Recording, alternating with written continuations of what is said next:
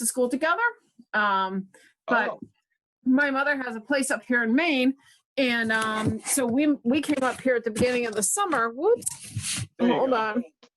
on. We came up at the beginning of the summer to try to enjoy a little pandemic respite. And, it's been great. It's been great. So I'm surrounded by woods and yeah. So it's Very great. nice. So you're from Evanston. Is that what I heard? Yeah. I'm from Evanston in Chicago. And like I said, we just came up here to enjoy a little time away from the craziness. So that's what we've been doing. Yeah, definitely a lot of craziness. A lot of. Yeah, and are you in Chicago or where are you? I'm in Long Grove. Oh, Illinois. yeah.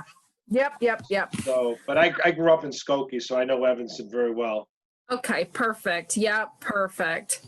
So where is your mom right now? She's at home. She's at home, and she lives at she has a place. My father just passed in February. I'm sorry.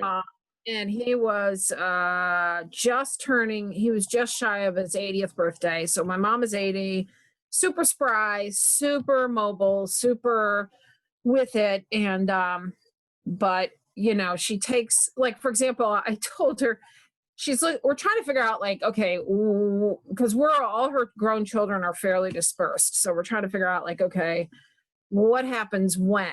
But for example, we went to look at a house yesterday and I made the remark, oh, that looks like really, it's great because we could easily put in a wheelchair accessible entrance. And so later she's like, yeah, you just can't wait to put me in a wheelchair. So I was like, no, that's not my point. But anyway, so I thought this was a timely topic so I could come along and learn something and support Ronnie. No, absolutely. And you said you're checking in from where? You're in Maine? Maine, yep. I'm in Maine. Yep, I'm in Western Maine. Wow, that's the beauty of Zoom. We have, I always kid that it's the beauty of what we're doing here is that we can connect like this with folks from all over. And I think you're the first guest that we've had from Maine. Oh, well, I would have been from Chicago had I been here, but, and there's my friend Ronnie looking amazing. Hi, Ronit. And there's Linda Smith. Linda, nice to see you. How are you? Good. Happy Friday. I don't know if Linda, have you met Ronit? Ronit's Linda. I don't know if you guys know each other. No. Wait, I think Ronit's looking for her audio. Yeah, I think so. Linda, you get the award so far for background. I love it. Thank you. I wish I was out front. How was your vacation, Linda? It was good. Just took a couple of days off and chilled out. It was great. One of the, I think, is there a nurse? I know it's a wild question, but a gal named Ina, I-N-N-A, she acknowledged this forum today, and I think she works in your neighborhood. I think. She might. We have 700 employees, so it's hard. I know. I knew it was a long shot, but I figured I'd throw it out there. But thank you for joining us. I'm happy to be here. I wish Can you hear me? Yes, I can. Yes, now we can. I can't figure out the audio here. I don't know what's going on. You sound good. Jessica, any ideas? I do see you. Yeah. Usually you can, down at the bottom of your screen, usually you'll have a button over there that says mute. And if you click on the up arrow, you'll be able to see the options there for your audio. But we can hear you. Yeah, we can hear you just fine. Hi, Nadia. Hi. Nice to Good see morning, you. everybody, or almost good afternoon. The first few minutes of the Zoom as folks come in, and the waiting room is going to fill up here in a second. It's just very casual, informal, so you can feel free to say hello to each other. Nadia is with one of the home care agencies based in Barrington. Linda, I don't know if you've met Nadia before. Nadia, Linda. No, I have not. Which home care agency? Home care assistance. Okay, good. Actually, Linda, I was on presentation with you. You did a presentation with EFOT. EFOT's Oh, group? Evot, yes. Yes. Yes. So Okay, now it all comes together. yeah, nice to see you again. I have not met. I don't think I've met you, Jessica. No, I'm here because Ronnie is a friend of mine, so of course I want to come and show support. But actually, it's also very timely for me. I'm in Maine right now, so that's hence all the greenery in the background. Normally, I live in Evanston, Illinois. My mother's 80. My father passed away in March. February, and he was just shy of 80. My mother is 80. She's very mobile, very spry, very, fully capable. But, we're in the middle of a family, I'm not going to say a quarrel because that would be too strong a word, discussion about what she wants, once she becomes less of all of those things. And it's not going that well. So Hence, that's where this whole conversation is very appropriate for you, the talk. it is. So I get to kill two birds with one stone. So no, Well, I'm I'm just going to glad- heckle Ronnie the whole time. I'm just going to be one of those people that's just in here asking her all those incredibly horrible questions. No, Well, of Jeff, course feel not. free to mute her as necessary. All right, well, before we get going, Ronit, may I call you Ronnie or is it Ronit? I just want to You make know, sure. I go by both. My old friends and family call me Ronnie, but professionally, I'm a little bit more known as Ronit, and I answer to both. So, Well, since we've just known each other, I don't know, 72 hours, I'll Right. stick with Ronit. How's that? And sounds good. on our next Zoom, I'll graduate to Ronnie. How's that? Sounds great. Hi, Evan is joining us. Hi, Evan. I can't hear. I open your. I am muted. That's the issue. How are you? Good to see you. This is just the informal introductions here. Like I said, I think in my introduction to you, it's kind of an open mic forum here in the beginning. So, Evan, since you're joining for the first time, would you like to say hello and give your 12-second elevator pitch? Yeah. Hey, everybody. My name's Evan. I'm based here out of Durham, North Carolina. I am not specifically in senior living, but I work with a company called Rubric. So it's basically an online decision tool that senior living providers are using to help convert more leads to qualified prospects. Interesting. Okay. Linda, you heard that. We could always use a tip or two, right? Absolutely, anytime. Absolutely. And hi, Olivia. Olivia's joining us. Happy Friday. Good to see you. And Jessica from up the road. Hi, Can I Jess. ask, Ronit, what do you do? So I am a freelance writer. I started my career in journalism, and then I ended up in the nonprofit world. I spent 15 years at the University of Chicago Celiac Disease Center, and I left actually a year ago this week. And I've sort of resumed my career as a freelance writer. I used to write primarily on business, and that really shifted during my years at the University of Chicago. My interest shifted, and I gained a lot of knowledge and met a lot of people in the healthcare field, of course. So now I'm writing primarily for Chicago Health Magazine and Chicago Caregiving, which are two related publications. Chicago Caregiving, if you saw the article that was posted a day or two ago on LinkedIn, it was that is a new publication, so it's coming up on its second print issue. Yeah, Skip Weiss's Yes. publications. Yeah, no, they're Right. fantastic. I love those articles. Oh, good. It's Always the something magic of- very engaging, very informative. Yeah. Great. The magic of Zoom, since Ronit, you beat me to it, you brought it up. If I can figure out how to share my screen, and my colleague Cassie, I see she's smiling. She's saying, Jeff, you better get this right. Right, Cass? Is that what you're thinking? Let's see here. It'll take them a few minutes. Oh, Does no, everybody never see mind. this? Oh, there you go. Yeah, this Well is the done. article that I thought would be very topical. And for those of you that haven't seen this magazine, this is a publication that Skip Weiss is involved with. And it's been very helpful and resourceful to, I know, a lot of us within the senior living space. And this is kind of what caught my eye. And when I was reading this, this looks really good on a day like today. Is that your recipe, Ronit? No, that's somebody else. No, it's not mine. But that I looks. think I had 2 articles in this initial issue, but the cooking article is not one of them. Yeah, well, maybe we could. I can share this with our chef Toby, and maybe he can muster this up. That looks really yummy. But a lot of great articles and information, and again, I think, and I'll leave this up for a second. I think for those of us in senior living on one side of the fence or the other, the talk of the conversation always becomes a huge piece. And I know Linda and Jessica, when you're doing your discovery as well as myself, I know it's a question that we often ask.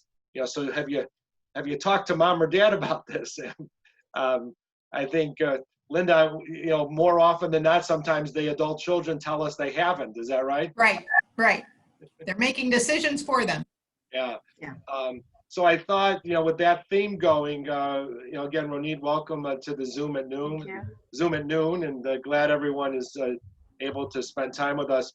Ronit, can you share a little bit of insight to the article? I guess a first question I would have for you is what personally inspired you to go after this topic, such an important topic in the senior living? Well, I wish I could say it was a personal inspiration, but if I'm being absolutely honest, it was actually an assignment that I received from the magazine. Sometimes I come up with my own topics and some are assigned to me.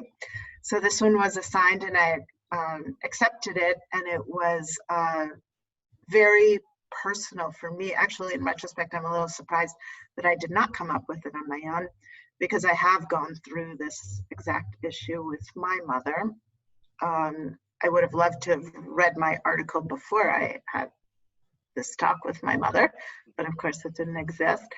But, the more people I encounter, the more I realize how important it is, how necessary, how difficult, and there are really things you can do to make it go better, make it go smoother.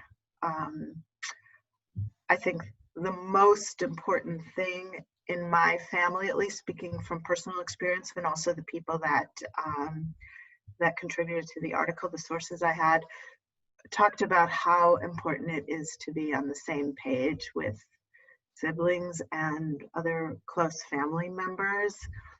And in my case, we were, and that really made it go much better. And I think that a family that is divided, maybe they have the option of bringing in a professional to help them mediate, but I could see where that would be much, much more difficult and complicated. Sure, and I'd like to include Linda and Jessica, as I see my colleagues, and Courtney as well. For those of us on this side, that talk and where the family is in the journey of not just moving, but even before the idea of moving, but just having the conversation is often such a sensitive topic, and has to be really finessed and framed the right way. Linda and Courtney, can you just tie in a little bit, or Jessica, on maybe some strategies that you've used in helping or coaching the family through this? Sure. So I'm sorry I jumped in late. Are you talking about, a family member that is moving your loved one or had moved? Just, yeah, again, the journey from, when we get that inquiry call, we're talking to the adult child, and part of the discovery I know we all like to do is, finding out if indeed, family has had the talk with their loved one about this whole wonderful idea. Oh yeah. Well, I'm in memory care, so it's depends on the person. Some people can have the conversation. Sometimes we do therapeutic fibs. Sometimes we make an elaborate game plan that your house is under construction or there's a gas leak. Yeah, I would say it's different every single time, but we'll walk the family through the entire park. No, yeah, I think we all try and use those best practices and making it a comfortable transition. And Ronit, getting back to you now, what are some of the key focus points that you've maybe uncovered or shared in your article, and what prompted you to share those?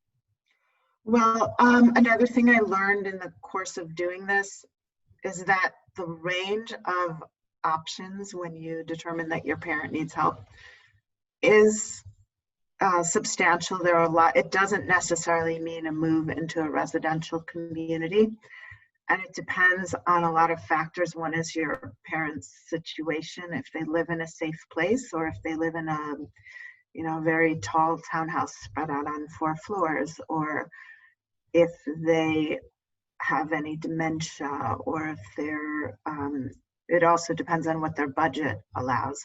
So it's super important to research all those options, from home health care, from a few hours a day to a live-in person to an actual move. And if the move is in the cards, you need to figure out what move is appropriate.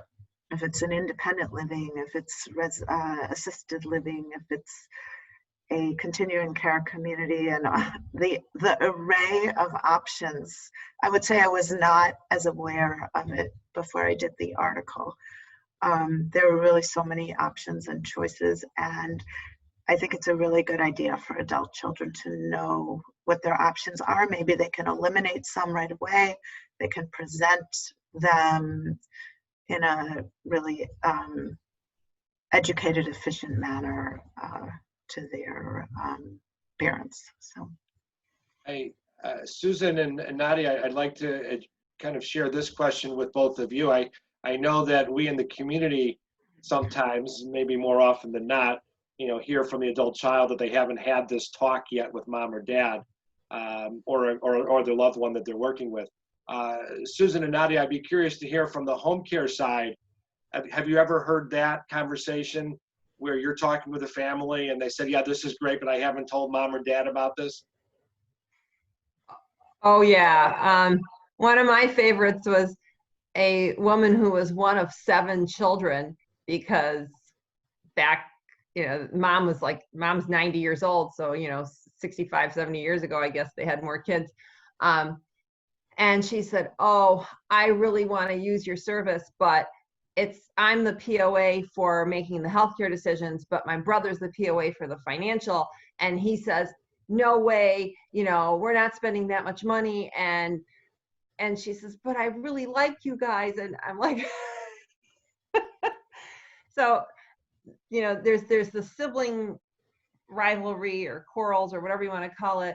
I think that as hard as it would be to be POA, for example, for both health and finances on the same person, it might be easier than having 2 separate siblings, one in charge of each, like, oh, we're going to break it up so it's not so much work, but really then you have a source of conflict, right? In general, we see this a lot where adult children are noticing that the checkbook isn't balanced correctly anymore, or whatever, or the water bill is higher because they left the sprinkler on overnight. I mean, that's happened probably to all of us, but like if you're doing that every day, that's a problem, right? But then the senior doesn't want to admit that they need care. So it's hard for us, I think, I can't think of any therapeutic fibs like Courtney said, oh, there's a gas leak, you have to leave your house kind of thing when we're coming to the house. So I don't know, maybe there are some that I just don't know about. But oftentimes that's our roadblock.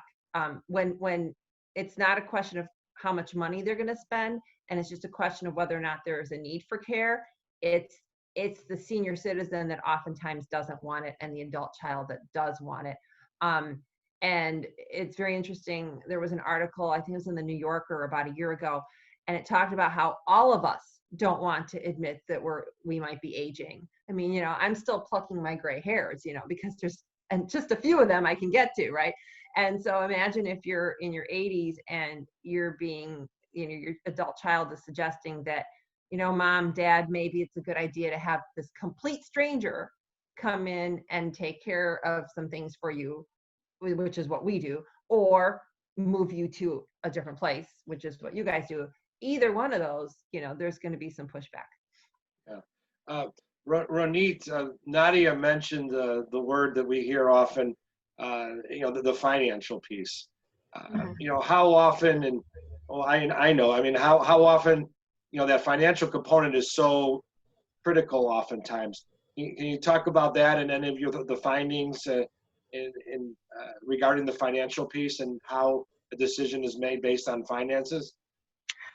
Well, that wasn't something that I reported on extensively, but I can talk about that from personal experience and anecdotal experience, certainly.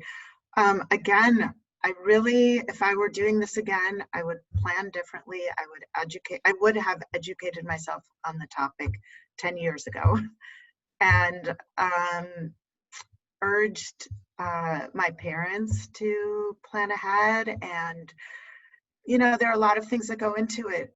You have to think about savings. Obviously, 10 years before this happens is not enough time to start saving for your retirement, but you need to think about it really early. And also, if the person has long-term care insurance, you need to read that and understand how it works and figure out what the budget is, Social Security and all those components. And also look at different options, maybe in different parts of the country. If one sibling lives in an area that's less expensive, if the person in question doesn't have the funding, maybe that's the option.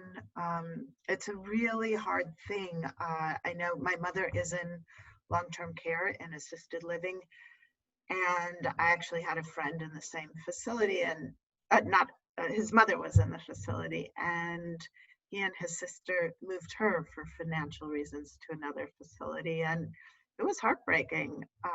She was not happy. She was my mother's bridge partner, and the whole bridge game fell apart. And, you know, it had a lot of ramifications, both for her friends back at the first place and for her. I'm not sure to this day she has made the adjustment fully. So it would have been so much better, I think, to think about that beforehand, maybe place her in the other facility, which is perfectly fine in its own right, but you know, you have to think about those things ahead of time, and it can be very painful, and it's hard to make decisions on that. But it's parallel to sort of getting into college. You know, you have to think about tuition and private school, public school, etc. All those, what you've saved for it. It's kind of like a later version of that in life, and it's very, very important to think ahead, to start planning. Eve, I'd like you to join here a little bit from Caregiving Magazine. I know these topics are very much on your radar as well. And can you share any you know, insight or follow up onto any of these points? Anything resonating with you specifically here? Yeah, we like to help provide resources to help people make these decisions and have these conversations. And I think something in this article that struck me when I was reading it was just about being supportive. And there was a quote, tell them I'm going to be there all the way. I'm going to support you and help you through this process. And it's sometimes hard to do, but like that's just a really important, I think, framing point when having these type of conversations or other conversations and doing the research in advance. But, you know, it is hard with difficult topics. People want to put things off or delay them. And so part of the thing we're trying to do is to shed light and share and give people those resources to start having those conversations and thinking about all the various issues. It's interesting. And Linda, getting back to you and Courtney and Jessica, those of us that are on this side and, you know, welcoming the new residents and, you know, let's be honest, the business side of it. Linda, would you agree that over the couple of years that you've been on the sales side, you feel sometimes you have a social work hat on? Yes, more often than not. I'm frequently being the social worker even after they move in. Because families have built a relationship with us. And so they keep coming back to the admissions department instead of going to the new person they're assigned to. Yeah, absolutely. Courtney, you find the same thing? Oh, yeah. We just started, sorry, I just had to turn my video back on. We just started a new family orientation yesterday because during COVID, we were having a really hard time with the pass off, and the families really need to see the people that they're talking to. And it went really, really well. And I think it was really comforting to see that. And I think several of you know, because we've talked a lot, but my stepdad's currently in a memory care in Kansas. So I'm going through it personally, and it's given me a whole different outlook on what people say and how I say it and how I approach things, and if I get answers or if I don't get answers. And so, yeah, it's helping me to change the way I approach people. Yeah, most definitely. It looks like Susan's, oh, there you are. I said, your satellite signal there is a little shaky today. Can we hear Susan? Mic check for Susan. But Skip is joining us. We'll get back to Susan. Skip, we see you loud and clear. Hi, Skip. Hi, everybody. I'm so sorry I'm late, and I just got in 15 minutes after 12. So Jeff, I really appreciate your interest in the story and having invited Ronit to speak to this group. So thank you. I hope that there'll be other content that we produce that might be interesting as well down the road. No, I absolutely. And thank you for really being a value add, a purposeful resource, if I may say, Skip, to all of us in the senior living space. I think we'd all agree, what you're doing with your publication is awesome, of course, for the families, but also for the professional network as well. And if I could just ask you a question there, if I may. I know your publication, of course, you'd like it to appeal to everyone, but would you say it's more focused for the professional network, or is it focused for the families, or combination? Our primary audience really are the families. I'm glad that we can help professionals to the extent we do, but so many families, when they realize that a parent or a loved one needs help, is like a deer in headlights, and they don't know what to do. And if they find our content in a waiting room or somewhere else, there's about 4,000 locations, then we've done our job. We're trying to bridge that information gap and provide them for additional resources, provide them with questions to ask, so that they come in a better prepared to those of you and your colleagues that are providing the services to them. And the word pivot has been such a hot word the last few months during this time, which I'd like to say that for the 15 minutes or so we've been on, we haven't talked about COVID or anything, but Skip, talk for a second, if you may, about how you kind of refinessed your publication. You and I used to kid that you would have the magazines in the doctor's offices, but obviously that scene's not happening anymore. You've gone more to a digital forum, and if you wouldn't mind just sharing a little bit about that. And I'm going to pull up again, if Cassie allows me to do this, I'm going to pull up your publication here. Can you just expound upon that a little bit? Sure. One of the things that we decided to do when it occurred to us that there were fewer waiting rooms allowing magazines, not all of them, but certainly fewer, is that we've had a big push to have people read our flip book version in a digital form on our website. And the other thing that we did was that we have about a dozen clients for whom we ended up making a custom cover of this digital version for them and asking them to send it out to their mailing lists. There was one client that had a few hundred, and then there was the Alzheimer's Association that is sending it out to 50,000 people. So we're evolving like we're all evolving. And my guess is that when the smoke clears, there'll be about 150,000 email addresses from these dozen clients that will get copies of the magazine. And through social media, obviously we're drawing more people. Our website traffic, we were just recently verified by Google News, which is a big deal, which means that our content is being pushed through Google News the way the Tribune, information from the Mayo Clinic, the Boston Globe, whatever. And so our web traffic now ranges between 80 and 90,000 visits a month, and more people are finding the magazine there. So we're trying to expand our reach, and my guess is that even when COVID goes away, those things will still be in place. There's no reason why not to. Yeah, and you mentioned the smoke clearing and COVID going away. I'm curious, Linda, when you're talking to families, is that still a big concern? Is it a question that comes up as far as your COVID protocol and what have you? Yes, more, but what they care about more is how do we visit and is your beauty shop open? Yes. Yeah, I think Courtney, you as well. You're hearing about and I know Cassie, we hear that in Arborea a little bit about the visitation.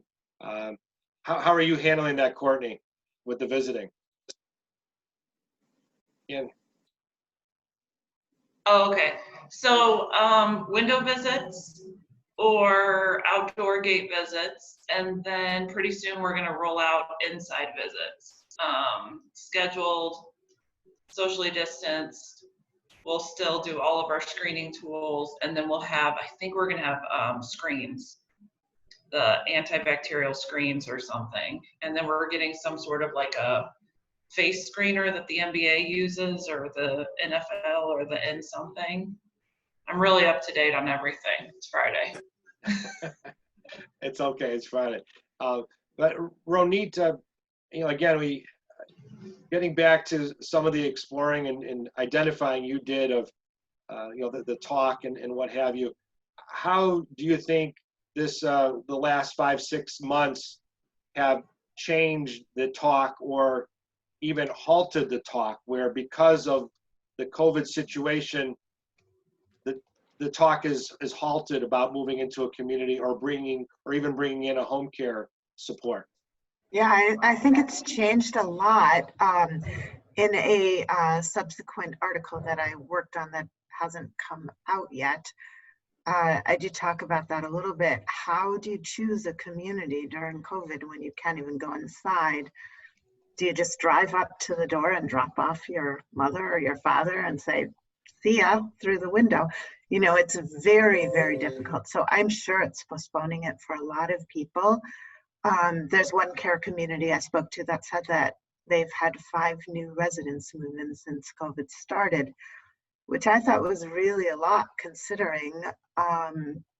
But, there's a lot of guilt, I think, that adult children have in even having this talk and bringing these huge changes to their parents. And I think that COVID adds a much bigger level of that. It piles it on when you really can't go in. Personally, I know I used to go into my mother's apartment once or twice a week. I'd straighten up, I'd go through papers, I'd make sure everything was okay and that everything was stocked. And I haven't been in there since February, I think. So it really is very difficult. It's tough for the adult children. You cannot help your parents transition to this new stage the way you could a few months ago. And yeah, I don't envy anybody who's coping with it right now. Very difficult to make those decisions. Yeah, the decisions, difficult decisions, but I think, again, if we really, hold strong to the solutions that, whether it's our home care company or, of course, our community provide, I think we all need to keep that positive energy and reinforce, and Linda, correct me if I'm wrong, but reinforce all the positive outcomes and opportunities that are happening in communities like ours, or at home for the residents during this time. Agreed. You know, what we're finding is people are realizing now that they have become so isolated that their loved ones are in trouble now. So actually coming to a community could be beneficial to them. Right. No, I completely agree. But speaking as an adult child of a parent, it would have been tough to transition her to this community during this particular period. Absolutely, without a doubt. Yeah, there's a big leap of faith, and when you can't even step in the door, it's even bigger. But I agree with you that the social part of it is really important. So And then Ronnie, can I ask you a question? Tell me how you advise people to start the conversation with their loved one. Well, my reporting on this showed that you really need to start it. First of all, if there are siblings, it's not necessarily best for the whole group to go to your parents at once. Maybe the one that they relate to best should be appointed to represent the siblings and go talk to your parents or mother or father.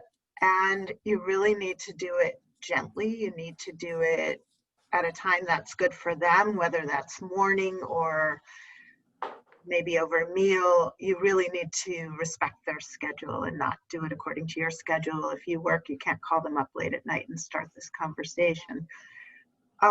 You really need to speak completely uncritically. And one thing that struck me, one care manager that I talked to, she talked about saying things like, I can't sleep at night worrying about you. And it struck me how little children are taught now to use I statements rather than you. And it's sort of the same thing. It's a parallel, I guess, the other end of the spectrum, to use statements about yourself and how concerned you are and what you have noticed, rather than criticizing or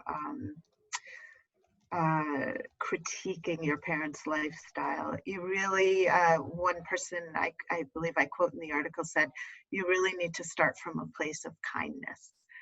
And that's very true. No matter, you need to put any personal animosity or issues you might have with your parent aside and just talk about what's best, what you've noticed and what's best.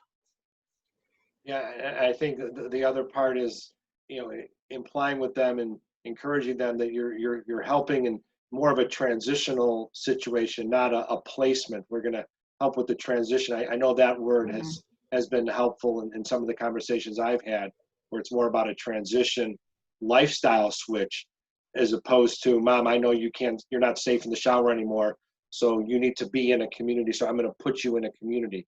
That vocabulary, Ronnie, do you agree that doesn't work? Right. Yeah.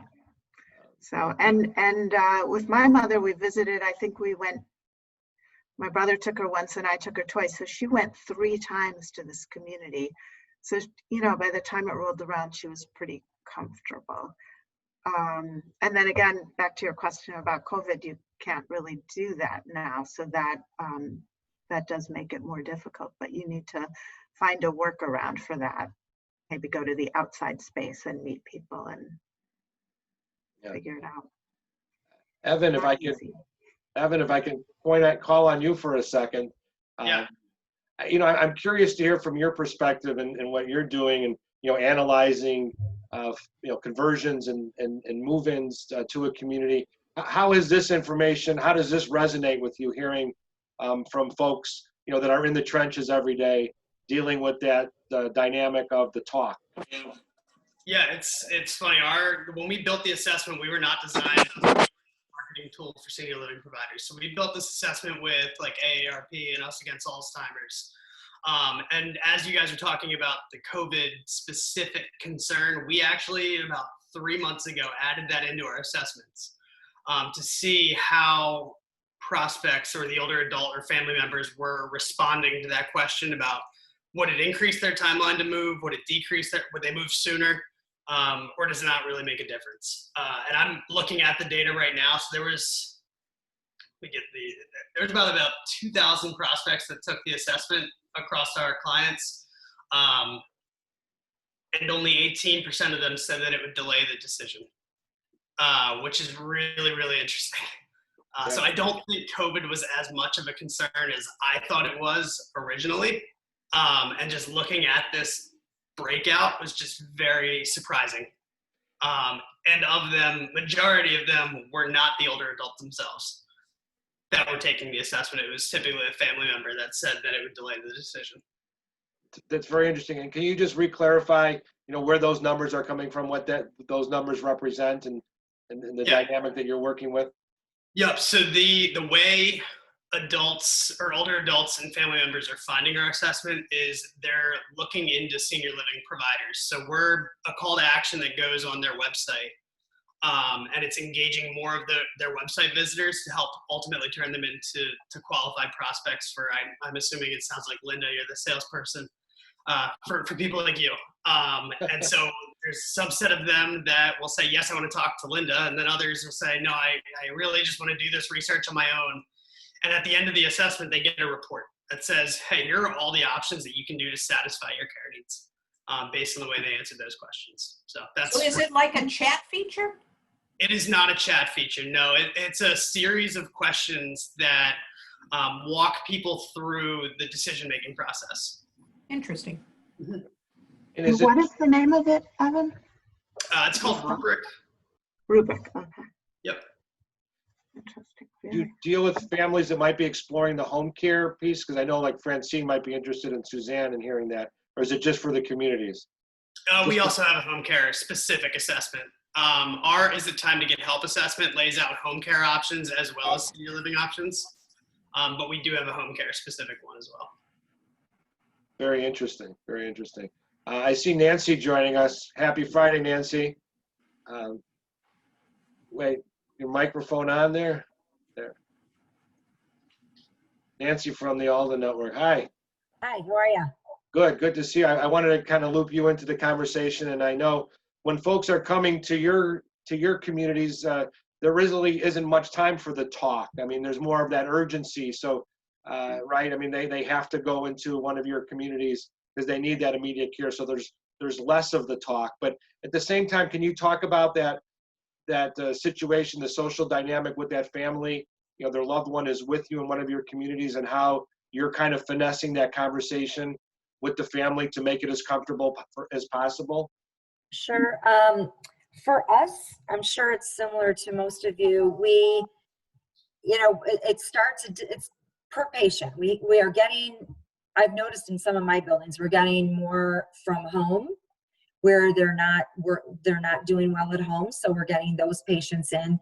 That's a hard transition as well. So if they're just coming from the hospital, we are able to talk to family members over the phone. We're able to do a virtual tour, so we can have someone at the facility, again, for both, for at-home patients or hospital patients. We're getting their families on the phone and them on, if they're able to get on, but we're doing a virtual tour live, so to speak. So we'll have them walk around to certain areas of the facility. So they're not just looking at pictures, they're actually getting a live view of the facility. So that has probably helped out a lot for us.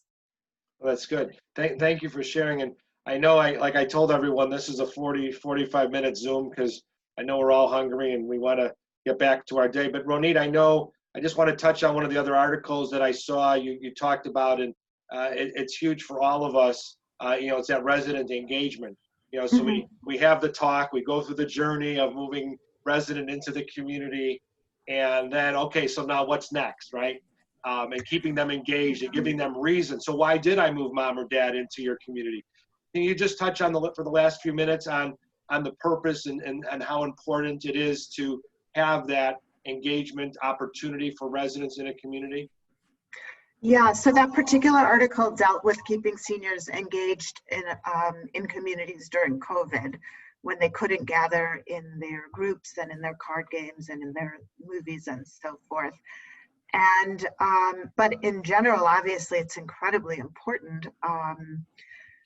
The point of moving into a senior residential community, one of the points is to curtail social isolation, which is so vital for cognition and general satisfaction with life. So that's something that I would suggest people look very closely at when they're choosing a community. What are the options? How difficult is it to join, to get engaged, to inform yourself about them? The communities during COVID that I spoke with that I think did a great job with this are, well, first of all, they all did a very good job. It's extremely challenging, and they all had some really creative options, from a mobile happy hour cart to, Zoom, the same Zoom we are all doing with yoga and so forth. But those, the Zoom classes in particular are a little difficult for a lot of seniors to navigate, and not everyone has a device.